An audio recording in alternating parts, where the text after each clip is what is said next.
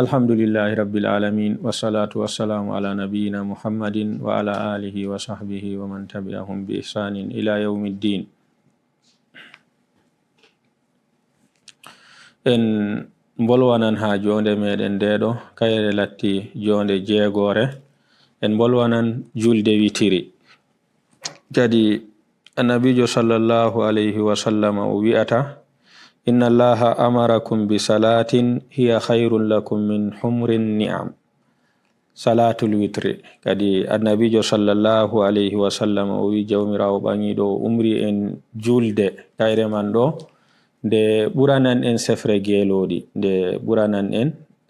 gelodi to kadi wakkati man laatake gelodi latti jawdi marndi darja to kadi o Allah umri en be julde kayre man do darja mare buranan en sefre gelodi to hayake men jotta do bo kadi mbi'a ko ndarda lattoto kanjum man do dum jawdi lattindi dundi fu mbi'a julde witiri man do nde buranan en deidei ko latti jawdi man do to kanjum latti julde witiri. Non annabijo sallallahu alayhi wa sallam ha jotta o wi en dow solnugo en ha julde witiri man do o wi en awtiru ya ahlal qur'an. Kadi ya onon yimɓe alqur'an jule witiri mana man do ta ɓi adamajo jemmare mako nde saloni kanko man do o julai julde witiri man. Kadi o wi'ata en julde witiri man do ɗum julde lattinde tilimde mapindire kayre wonte timmitinirde jule ɓi adamajo ɗe julata ɗum ha nyalde muɗum be jemmare muɗum kayre wonte julde ragarere. To kadi ɓi adama julan julde witiri man do to o laatake masalan o tammaki ƴummago ha ragare jemma foti o julande ban ɓawo esha'i masalan walla bo to o wari foti o sabbitinande o jultande ɓawo esha'i o acca ha to o wari kanko man do o nastan o walo wakkati man do o julande to don o jula julde witirire man to don mijo ta o walo o ƴummaki o julinde. To kadi ko ɓurata bo kayre man do ɓi adamajo to o wawan ƴummago ha ragare jemma o sakitinande o julande ha ragare jemma. To kadi en jangino ha jonde meɗen joyabre ha hadisewol Abu Huraira radiyallahu anhu o wi annabijo umri mo o jula witiri do yeso o ɗano. To kadi ngam laatake Abu Huraira kanko man do don wito hadiseji di o nanata ɗum ha annabijo annabijo don andi kanko man do ƴummago mako ha ragare jemma man do foti ɗum sada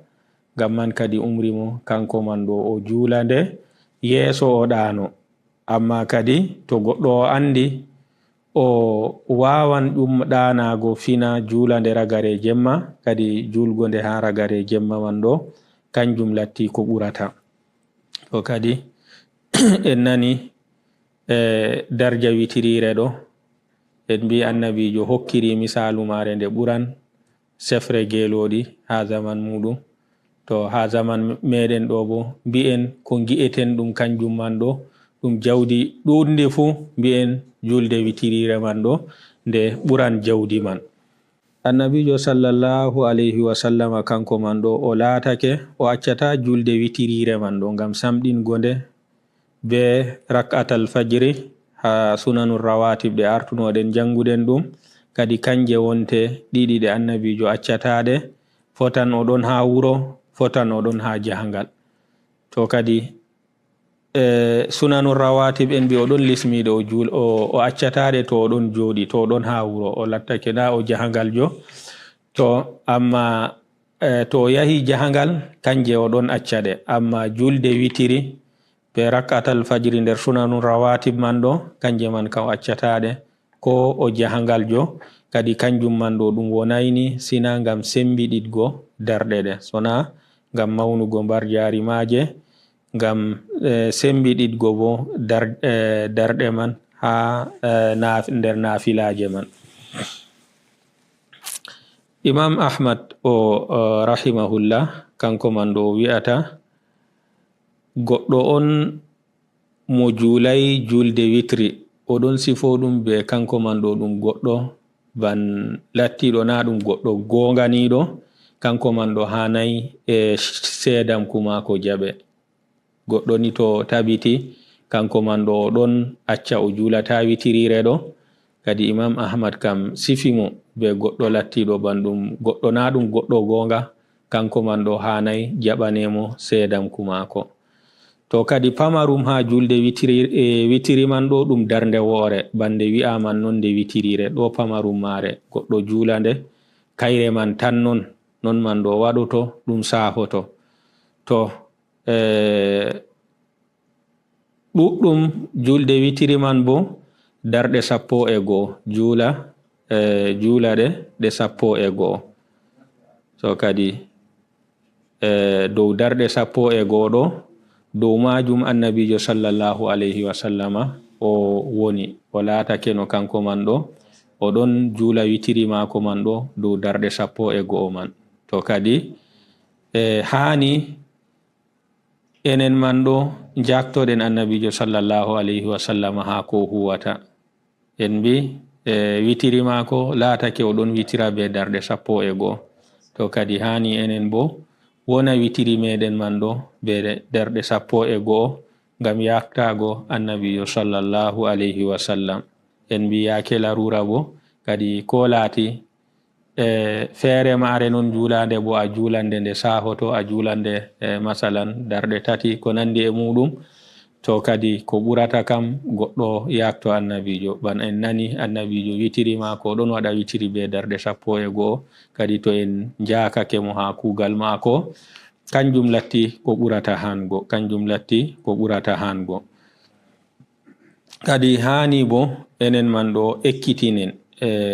ban jule nafilaje ɗe artunoɗen wolwango be jotta witirire nde bolwanten man ɗo hani kanjum man ɗo ekkitinen ɗum ɓiɓɓe meɗen rewɓe o worɓe non cappinen ɗum rewɓe meɗen masalan naye en meɗen ɓe fu maɓɓe ni cappinen ɓe dow kugal man. Witiri ɗo hanai goɗɗo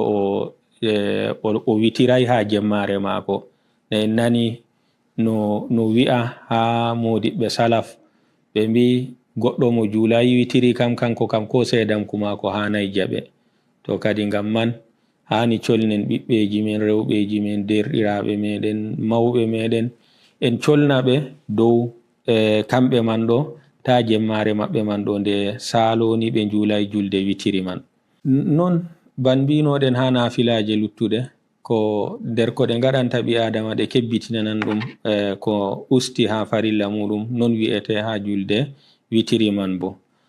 To kadi o modibbo ɗo wi oɗon hayɗina yimɓe ɗiɗo goto oɗon hayɗina ha yimɓe ɗiɗo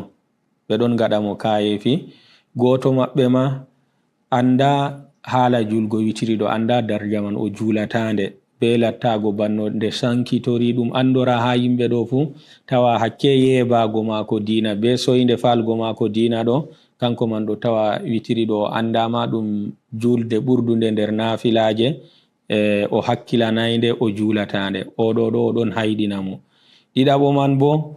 oɗon andi julde witiri man amma kanko man ɗo julatande ngam batendam walla soyde samɗingo dina man soyde samɗingo nafilaje man o wi yimɓe ɗiɗo ɗo kamɓe man ɗo ɓe ɗon kayɗinomo. To kadi ɗum man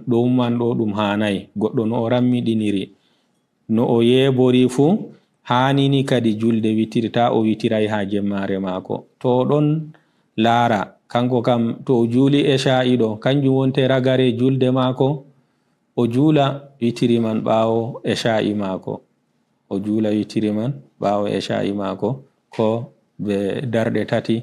banno latti ɓe ɓurata sankitago ha nokkuje meɗen.